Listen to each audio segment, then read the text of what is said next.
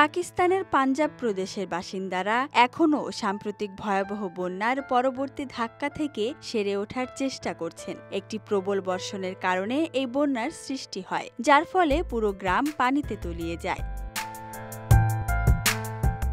রবিবার ধারণ করা ড্রোন ফুটেজে দেখা যায় আলিপুর গ্রামে বন্যার পানি বাড়ি, মসজিদ ও গাছপালা ঢেকে ফেলেছে। গ্রামবাসীদেরও পানির মধ্যে দিয়ে হেঁটে যেতে দেখা গেছে। ঘরছাড়া বাসিন্দা আব্দুর রহমান লাসারি সরকার পক্ষের অবহেলায় ক্ষোভ প্রকাশ করে বলেন, প্রায় এক সপ্তাহ কেটে গেছে, সরকারের কেউ আমাদের দেখতে আসেনি, কেউ আমাদের সাহায্য করেনি। আমাদের বাচ্চারা আঁকাআঁকি করছিল, আমাদের কোনো সতর্কবার্তা দেয়া হয়নি। রাতে ঘুমোচ্ছিলাম, তখনই হঠাৎ বন্যার পানি ঢুকে পড়ে।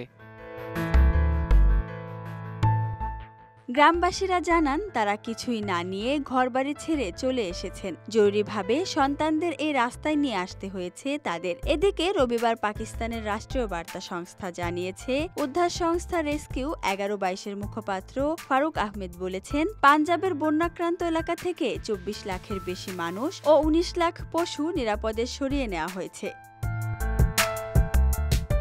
সংস্থাটি জানায়, তাপ নির্ভর ড্রোন প্রযুক্তির সাহায্যে ওই এলাকায় 2000-এরও বেশি মানুষকে উদ্ধার করা হয়েছে। এর আগে 11 সেপ্টেম্বর কর্তৃপক্ষ ঘোষণা করে ত্রাণ ও উদ্ধারে 1500-টিরও বেশি নৌকা কাজ করেছে। জাতিসংঘ ও পাকিস্তানের জাতীয় কর্তৃপক্ষের তথ্য মতে, জুন মাসের শেষ দিক থেকে শুরু হওয়া প্রবল বৃষ্টিপাত ও আকস্মিক বন্যায় এখনো পর্যন্ত সারা দেশে অন্তত 740 জন প্রাণ হারিয়েছেন। হাজার হাজার মানুষ গৃহহীন হয়েছেন এবং ঘরবাড়ি ও ফসল ধ্বংস হয়েছে। এই প্রতিকূল আবহাওয়া আগামী সপ্তাহগুলোতেও অব্যাহত থাকতে পারে বলে আশঙ্কা করা হচ্ছে। Desk report, Dhaka express.